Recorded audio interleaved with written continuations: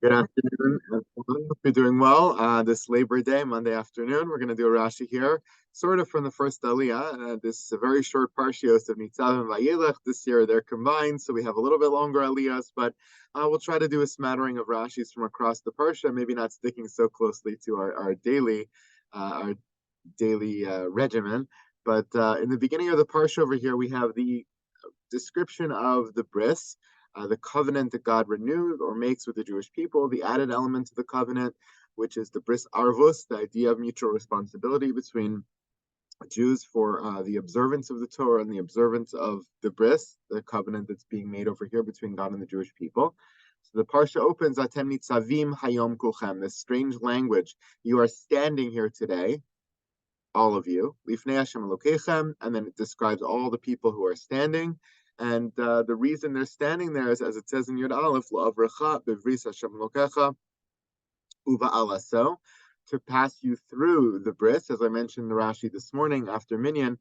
La'avrecha, Rashi says here, La'avrecha lios over bevris. The idea is to pass through, because in ancient times that's how they made a bris, that's how they made a covenant, which is you have to pass through two walls or two parts, just like we had in Bris Bein Habasarim with Avraham Avinu. The whole idea of passing through means you're passing through because that was the mode of how a covenant was created. So we're going to pass through to make a covenant with God over here and to swear to keep that covenant. So Rashi gives two different takes here on why Nitzavim comes at this point, why the bris comes at this point, what the whole purpose of this covenant and this oath is all about here in the sequence of the Torah as we're nearing the end of Moshe Rabbeinu's life. He's passing over the torch to Yoshua. They're about to cross over the Yarden and go into the land of Israel. So the first take, he says here, is the Pshuto Shal Mikra, the simple reading of the Psukim. Lefi shediber lecha v'nishba la'avosecha, shelo lahachliv zaram be'uma acheres. God had promised never to abandon the Jewish people. He promised our ancestors that he would never give up on their descendants, that no matter how far they strayed, that he would never trade them in for another nation. Lakachu oser eschem b'shvuos halalu, shelo taknituhu machar, lefishu enu yachol lihibadel mikem. Ad kan pirashti lefi pshuta shel parsha. So God makes a very important calculation. God says, this is, of course, hyper simplified over here, but God makes a simple calculation. He promised the forefathers, the ancestors, that he'll never get rid of the children, no matter how bad they are.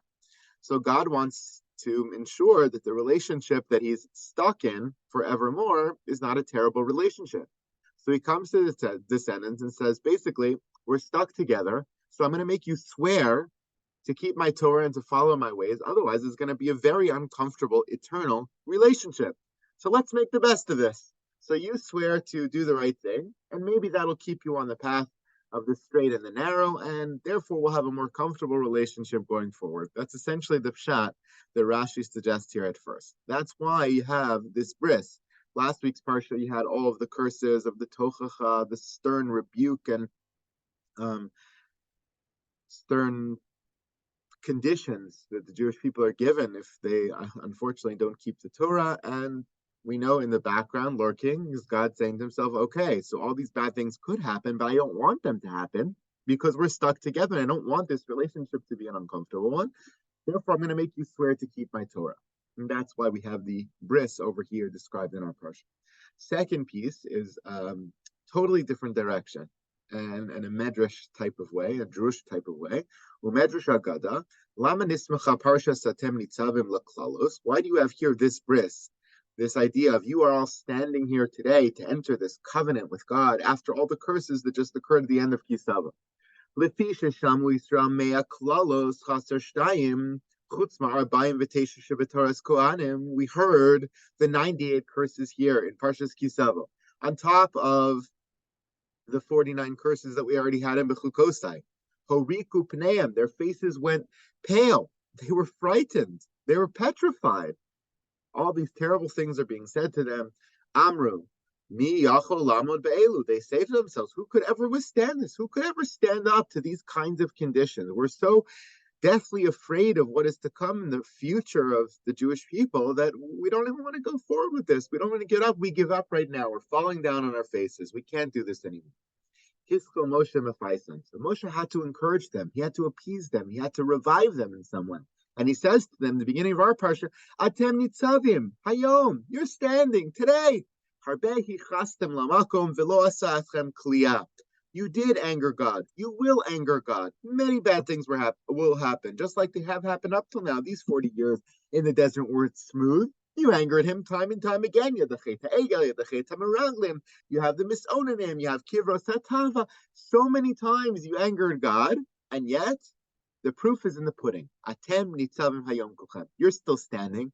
God still wants you. He's creating a covenant with you. Clearly, this relationship will endure. So you don't need to fall on your face. You don't need to give up. You don't need to have all the blood come out of your face and turn pale and say, I can't do this anymore. I give up. You don't need to give up. It may be bad. There may be these looming curses that you've heard here in B'chukosai, but don't worry, you're still standing. You're going to make it. You're going to be okay. It's words of encouragement. The two takes here of Rashi, the Pshat and the Drash, are radically different. The Pshat is, you guys are really going to mess up, and God wants to make it better for himself, so at least he's going to make you swear to do the right thing, hopefully keep you on the path that's straight and narrow.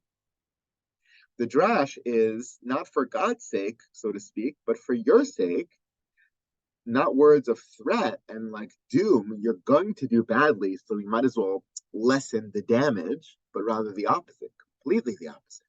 You're going to do great. You're still standing. You are worthy. You have something to contribute despite all of these curses. It's radically different approaches to the very same pasuk, and I don't think they're mutually exclusive. They're the same.